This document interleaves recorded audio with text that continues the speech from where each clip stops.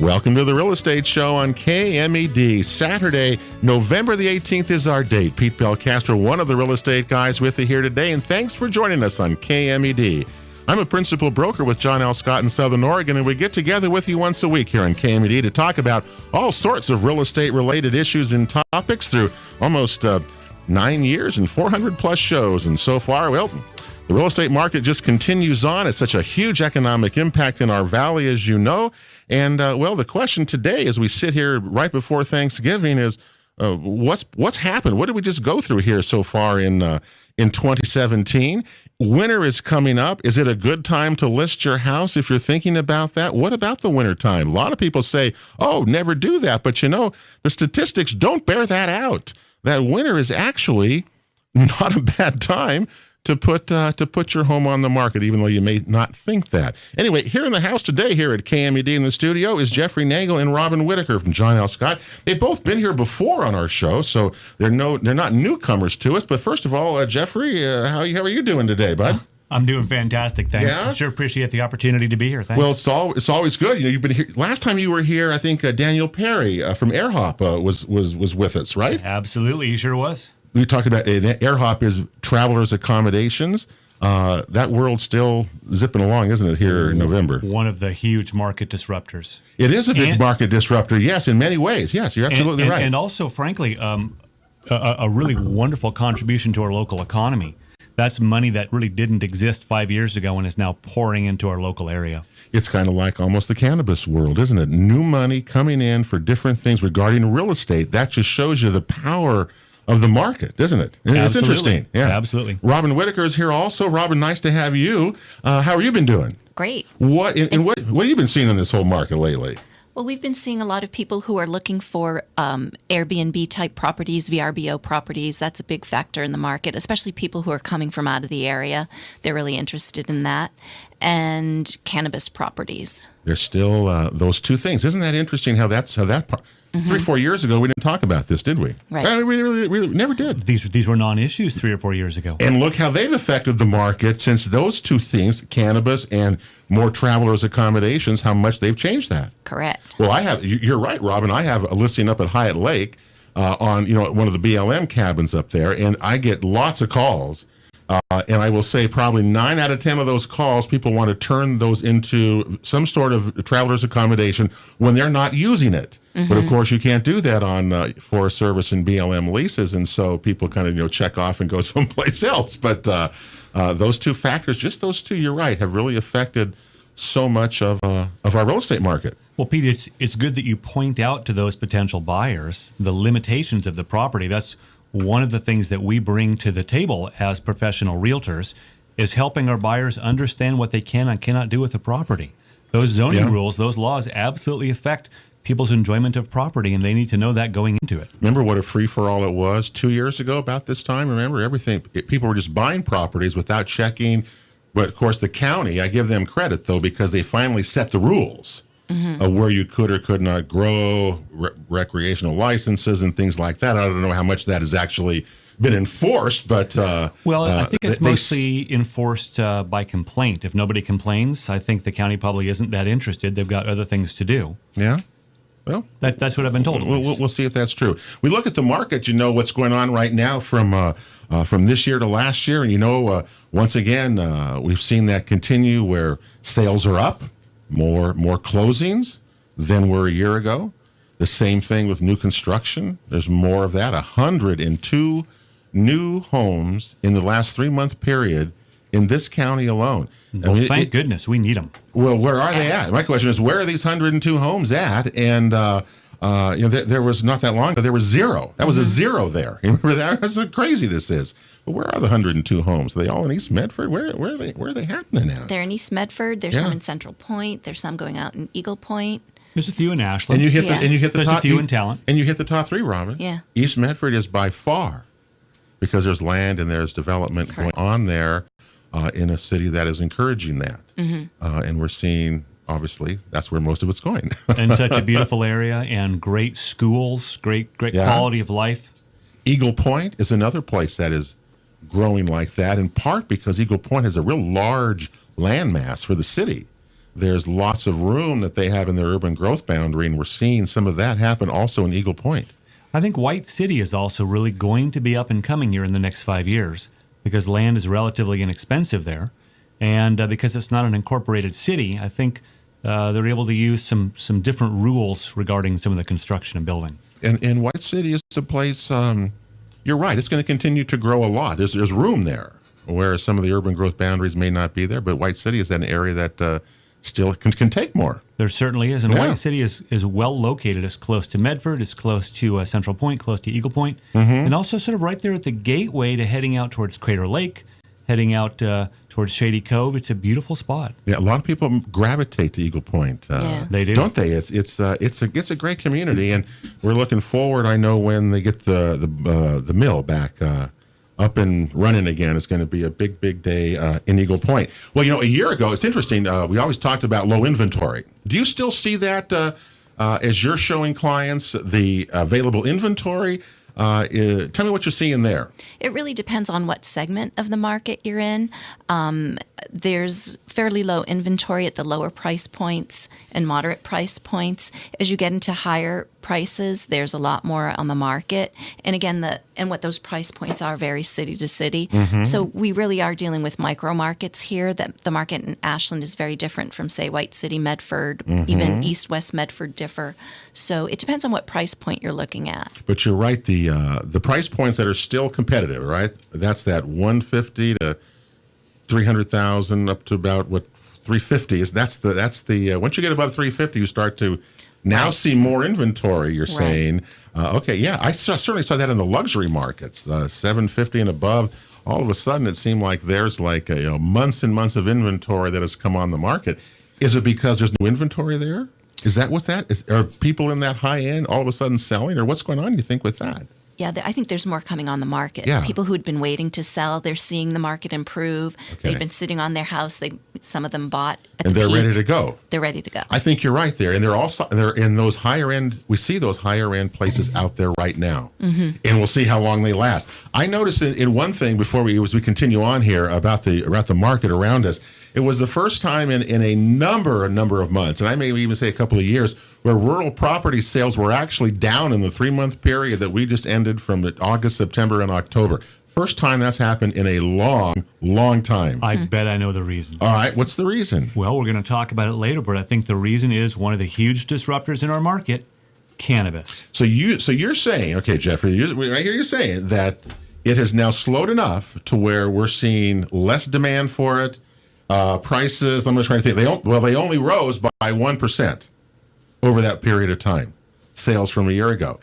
That's a big change. That's a big change. It's a big change. Well, if we go back just a couple of years and we look at the initial legalization of marijuana, the cannabis here in Oregon, we had a lot of people with a lot of cash buying property because they knew they could grow marijuana, and it was selling for somewhere around $2,000 a pound. Fast forward 2 years to today. That same marijuana is selling somewhere around $800 a pound and is in free fall. So all of a sudden, the people who had all that money are now going, well, wait a minute. We can't spend as much on property because we're not going to get as much back. One of the things happening, though, I know a number of people who are employed in the cannabis business right now. And, of course, it's clipping season, I guess is the right word to use for that. And people are employed, all cash. It's so crazy. But I guess you're right. But I do agree with you that the green rush is over the way it was before. I do agree with that. And so prices rose in rural properties, which have been rising by 50%, 38% over a 5-year period now. The last year, 1% increase in rural property values. That's interesting, isn't that? The other interesting part of these statistics, and then we'll continue on here, is that there is 10% more inventory today than there was a year ago at this time. 10% more. But we're not seeing even though there's more, it's not well, there's still changing much, right? There still isn't enough. That's the problem. There's still demand, yeah. The demand is still there.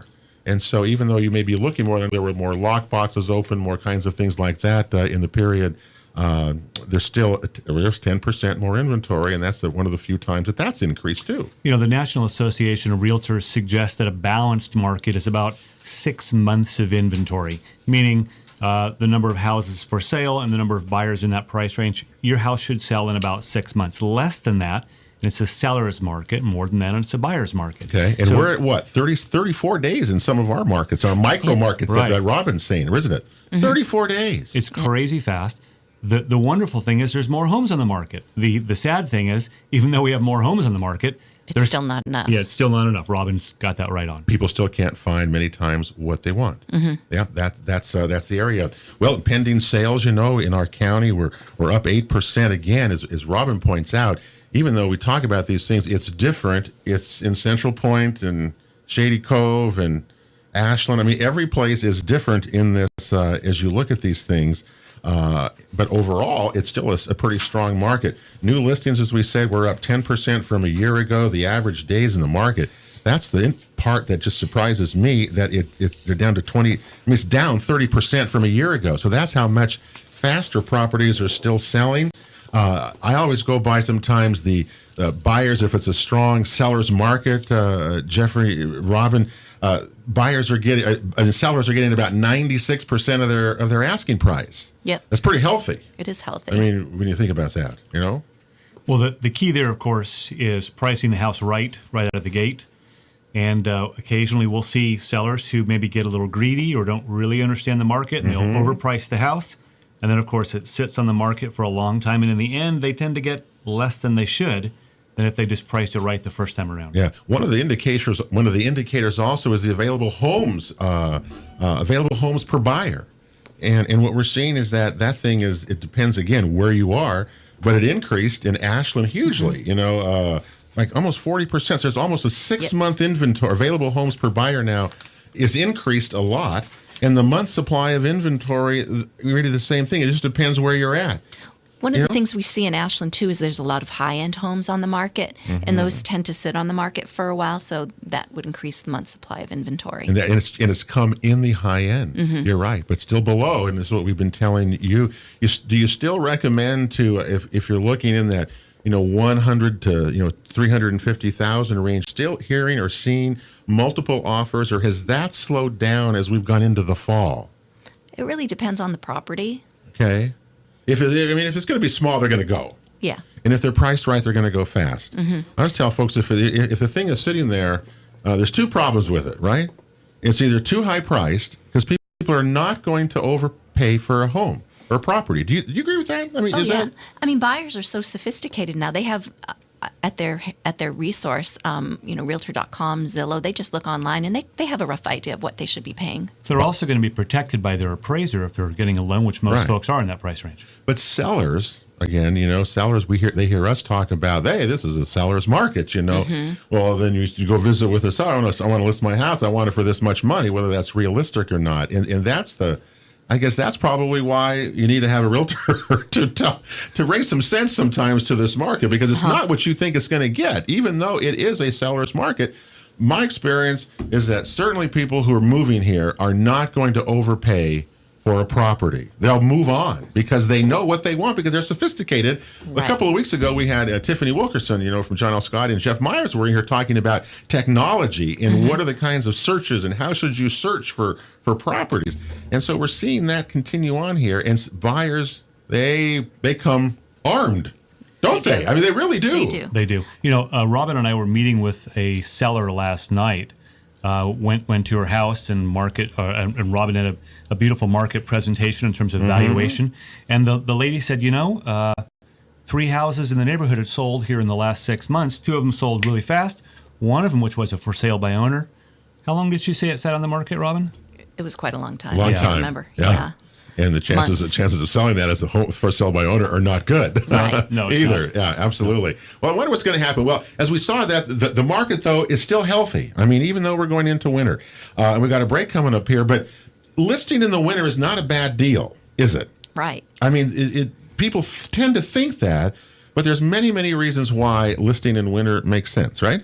You have less competition, for one. Less competition for overall, because the market, And the buyers who are out there are serious. If you're looking in winter, you either have a reason, or you're not you're not a family looking to get kids into the school system. Right. So you're more flexible on time. There's a lot of good reasons to buy in the winter too. I agree that people who are looking are pretty serious. And many are saying, well, I'm going to start now. I'll maybe buy in the spring or whatever. But they're out there looking. And so people today, when you open up a house or they want to see something, they are pretty serious about that. And your home looks nicer sometimes in the winter, inside.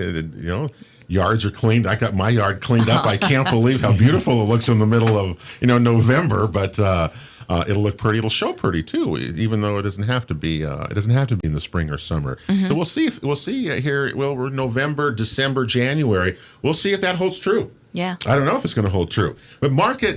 We got a break coming up here, and when we come back, we're going to ask Robin and Jeffrey. We're all convinced that there's a lot of things out there that are going to affect our market maybe in 2018, things that we have no control over. Seriously. And we're going to talk about that when we come back. And, of course, I hope you'll stay with us as well. The Real Estate Show here on KMED. Don't forget, you can check out any of our past shows at realestateshowOregon.com. And we are taking a break, and we're coming right back. More of The Real Estate Show right after this. The Real Estate Show continues here on KMED. November the 18th is our date. Pete Belcastro with you, and thanks for joining us here today on KMED, the pre-Thanksgiving weekend. Hope your holiday week next week is going to be a terrific one for you and your family. We'll be back next Saturday with the Jackson County Assessor, Dave Aerosmith, will be with us, and we're going to go over the recent property tax statements that you've gotten in the mail, and many of you have written checks for. I did that. It's one of my favorite things to do, every year. But anyway, that's part of society, a part of our cost of being in the community together. Today on the Real Estate Show, Jeffrey Nagel and Robin Whitaker from John L. Scott have joined us here on the Market Watch Show. And, one of the things that's been happening around us is there's so many things that we don't control in the real estate market. And this is a supply and demand business, isn't it? I mean, renting, anything you do, supply and demand dictate what goes on. But there are factors out there that have changed the market. And Jeffrey, I know you're really into that, and Robin, you're really into that. So share with us a little bit about what some of those might be and what we might look for as we get ready to either to buy, to sell, to invest, or all the different things that go with this market. Well, Pete, I brought my crystal ball today, but I left my glasses at home, so it's a little fuzzy. So what you're saying is you're not guaranteeing us this, right? Yeah, I guess that's the correct answer, yeah. But, there have been some big market disruptors that have had a significant influence over the last several years, and I think there are some big ones that are going to have a big influence over our market in the coming years. Okay. So recently we talked a little bit about cannabis. We talked about that really spiking the property, the prices of residential and rural property. Rural property, okay. And we're seeing that the price of cannabis is now falling rather fast. And I expect that will change some of that supply and demand. Do you see, I agree with you so far here. Do you see it, sales of some of these properties that were scooped up so fast a few years ago, the last 2 years, do you see some of those coming back on the market and going to sell again? Do you see that happen? I haven't seen that yet, but I just see less demand. People were coming up, multiple offers on grow properties. There were people coming with, suitcases full of cash, looking for properties, working with multiple brokers, just looking all over for trying to find land for this. Right. So that has obviously slowed. No question about that. But they have not. Well, you're saying I've seen. I'm trying to think. I've gone to, of course, I go to meetings, office meetings and things, and agents will say this is for sale, and I think there has been a few. They say this is a cannabis grow that is for sale. So that is beginning maybe. After 2 years, we're starting to see that. Is that going to change the value, you think? What's going to happen with that, I think we're still a few years out. I think we've got a lot of folks who bought this property, and they bought it predicated on being able to generate a certain amount of money. Income off the property. And now that amount of money has fallen by more than 50%, this is going to be a lot harder for them to make their payments, those of them who got some kind of financing. And the ripple effect of that. Think of the suppliers for all this cannabis market, absolutely, that have been selling and from cars to whatever now. There's less money because the price has gone down because there is an oversupply, right? It's kind of the way it is, right? We've also got California coming onto the scene next year too. So something like 70 or 80% of the pot we grow in the state, I've been told, heads out of the state. It's not supposed to, isn't that interesting? It's not supposed to, but there it goes. There it goes. As other states legalize it, we're going to see that demand drop, and that's going to change the calculus regarding the prices of these properties. Absolutely, I agree with you totally there. What other disruptors you think are out there? The cannabis one is a good example of that. It really came in huge, changed everything. Now it's going to come. It's going to be changing. Okay. So here's the other big disruptor. All right. Talk about my family for a minute. I grew up in Sonoma. Okay. So, Pete, what was the news from Sonoma just 2 months ago? What was it? The fires that destroyed 6,000 homes. What a terrible thing! Isn't it amazing how many big fires in our lifetime we've seen in California like that? From Oakland Hills, San Diego, this one, Lake County. My goodness. It's quite amazing. So on its face, we think, oh, those poor people, and we don't necessarily connect the dots and ask, how will that affect us? So let's connect the dots for you. Okay. If we've got roughly 7,000 to 8,000 people who all of a sudden don't have homes, right, and now have a nice big fat insurance check, and know, I've got this money tax free. I can either rebuild as soon as there's a contractor available in a year or two, or I can take my money and go someplace else. Some of those folks will find their way up to our market. I think you're absolutely right. Okay. And they'll be cash buyers. And they're going to bring the cash with them. Well, there were thousands of people affected by that, and they're close to us. We're the first refugee away from there, aren't we? Out of that state. So here's the other invisible piece that we don't immediately think about. Right now, if you pick up the phone to call a local contractor to get someone to come out to your place, they're going to have a hard time getting out anytime soon. And the reason for that is lack of skilled labor. Some of that skilled labor is busy trimming marijuana, but the reality is there simply aren't enough skilled contractors, electricians, plumbers, laborers in the valley to do the work. And so what's going to happen, if I hear you right, then some of the mostly fellows who are doing skilled labor here could end up down in Santa Rosa, Sonoma, because they're probably going to be paid more, and the work is going to go on for years, rebuilding those for those who are going to stay. Is that what you're saying? That's what I'm predicting. So you're right about that. I can see people go, because when they back in 2009, after the Great Recession here, look how many people who were in the skilled trades left the valley to go someplace else and never came back.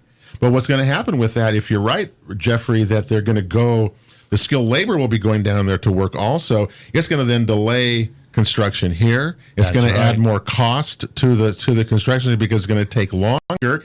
And the other thing that also, speaking of disruptor, is that the building materials, that's a huge crisis. I understand, because you've got not only Santa Rosa, the California fire, but you've got Texas and Harvey and Irma, or I think it was whatever, in Florida. And building materials, they're going higher price because supply and demand in Puerto Rico. Yeah. So we like to think it's a local market for building supplies, but it's not. It's really an international market. Pretty interconnected, aren't we, when you think about some of these things and how they can be affected. Anything else? What else are other things out there you think? Is there the economy's got to be one, although interest rates is another. Interest rates are huge. You know, we're all watching the news right now, and we're all paying attention to the tax reform the GOP is pushing through. Built into some of that is the notion of maybe removing some of the tax breaks for people who have mortgages. For second mortgages and mortgages that are, taxes that are, it's about the taxes. You can deduct the taxes from it. Deduction. Mortgage interest. And property taxes and other things like that too. Some of those may or may not survive. You're right. But it's mostly if you got to be above a certain level, your property tax has to be 10,000 or more before it's taxed or whatever. So it's going to change. Yeah. You're right. But that's another outlier that is unknown. Because that would have an effect. Oh, definitely. On the markets. If they take away deductions. Yeah. There's another disruptor we don't want to talk about. Okay, we don't. And that is no, we don't want to. We don't want to talk about. Right, okay. I'm going to bring it up. 4 out of the last 5 years have been significant fire years in the valley, and this last year, OSF lost a lot of money because people aren't coming. They had to close 9 of their shows. They had to cancel 9 shows. Because the smoke was simply too bad. Yeah, Crater Lake National Park was down also over that time period. Yep. Well, we saw real estate dropped off in August, didn't it? I mean, it really did. Nobody wanted to come and look at houses. Nobody wanted to show. Everybody was indoors. I had some clients who were here from New Zealand, and this valley was so socked in. And I saw like they left, and they didn't even get to see how beautiful the place was. It was so interesting that. But you're right, that's another one. Whether that continues in the future, I don't know. I don't have a crystal ball for weather. I've got a crystal ball for the real estate market, but that may be a factor in the future. Well, look how it's all affecting. But I think the bottom line out of this is that the demand is still there, correct? I mean, I still see a huge demand for people wanting to come here for whatever reasons. Yes. And one of the things driving it too is the rental market is still really strong. So there's a lot of people who would prefer to buy if they could, but and there's also a lot of investors looking to get into the rental market and buy rental properties. Because rental properties are still a pretty good deal if you can find them and they're out there to get. Right. So investing is still. We've seen a lot of 1031 exchanges, property exchanges, those tax deferred exchanges. There's a lot of that happening right now with investors as well, as people are kind of positioning themselves for what's next, right? We don't know what's going to happen. No. Robin and I were on the Ashland Realtor Tour this morning. Gotta hurry. Okay. Every Thursday we put these properties on, and we ended up visiting with another broker who has a buyer. You're going to have to hold that thought, okay? Because we're going to run out of time. The Real Estate Show continues here on KMED. We're coming right back. Hey, right after this. The Real Estate Show continues here on KMED. November the 18th is our date. Pete Belcastro with you. Hope you're having a terrific weekend. Thanksgiving week coming up. Everybody gets out a little work early, and it's great to have a 4-day weekend, isn't it? Sometimes 5 and 6 even. Anyway, hope you'll have a terrific one with your family and you enjoy, of course, the bounty of our country, and we give so much thanks on this particular week. So we enjoy that. I was talking earlier about the Costco traffic. Oh my goodness. It's just amazing to me that people get stuck out there, but fix the road first. Why don't they fix the road first and then open the store? Anyway, people are crammed out there. It's really interesting as we go along. Today here in the Real Estate Show, we're talking real estate market disruptors, what we might expect in the future with Jeffrey Nagel and Robin Whitaker from John L. Scott. One of the things that I noticed, Robin, and I got lots of buyers, and we've been really busy that way. And the one thing that I think they have in common is that they really are expecting the sellers to have the home move-in ready. And that they want everything working, everything, things like that. And they should demand that, shouldn't they, or not? What do you think about that? Well, it depends. I do think there's a lot of unrealistic pricing by sellers, and there's also a lot of unrealistic expectation by some buyers. If you're buying an older house, it's not going to be perfect. I do think a house that is ready to sell and groomed to sell should be move-in ready as much as possible. But if it's not move-in ready, it should be priced to reflect that. It's got to reflect that it's not. Correct. And when we say move-in ready, what do you define that to me? Your interpretation of that, because different people have different things than what is move-in ready. Right. Well, there's move-in ready, where everything works, everything's functioning, everything is clean, healthy, etc. I have a clean inspection report. I can move in tomorrow. Exactly. Okay. And then there's also move-in ready, where you expect a 1950s house to have everything updated, everything new, updated, beautiful granite countertops, etc. for a lower priced house. That you're just not going to get that. Yeah, because you're not going to have, if a house is 20 years old, 30 years old, obviously going to be different than a house built in 2005 or 2010, and just everything about them, and people need to take that into account. But sellers really need to make sure your stuff is working, because you don't want to get as a big old repair addendum with 20 items on it, and you freak out and say no, and buyers walk away from those also. That's the one thing that buyers will walk if the repair addendum or the inspection and repair addendums are going to be too long. Some people say it's not worth it, and I don't want to mess with it. I'll go on to the next one. Right. Except sometimes there's not a next one to go to. That's the problem. And from the seller's point of view too, if you have a house where one thing isn't working, or it makes a buyer think, well, what else? If they haven't maintained, the heating system or the dishwasher or whatever, what else haven't they maintained? So that you create an expectation of problems if there's one or two things that aren't working in the house that are pretty obvious. Yeah. When Robin and I consult with sellers, what we do is we encourage them to break every part of the house down into one of 3 categories: negatives, neutrals, and positives, and look at it like a buyer would. So what I always say is this: if the real estate agent is driving away with the buyer and they say, "What'd you think of the bathroom downstairs?" and the seller goes or the buyer goes, "Oh, I hated it," well, that's a negative. Yeah. If they drive away and they say, "What'd you think of the bathroom?" they say, "Was there a bathroom?" That's a neutral. They don't even remember it. And if they say, "Oh, that bathroom was great. I love the little sconce," that's a positive. We want to move as many negatives to neutrals and as many neutrals to positives as we can. So when the buyer leaves, they leave with a good impression, and they're favorably impressed with the house, want to buy it. I'm always amazed at buyers notice color, paint, and dark paints or weird paint colors in houses to sell is really a turnoff to a lot of buyers.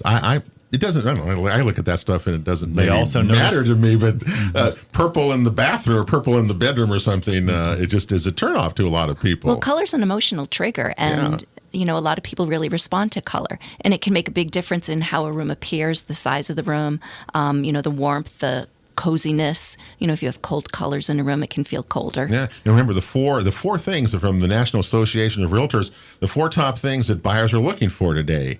They're looking for landscaping. They're looking for hardwood floors. They're looking for roofs that don't leak, that are in good condition. They're looking for outdoor living spaces.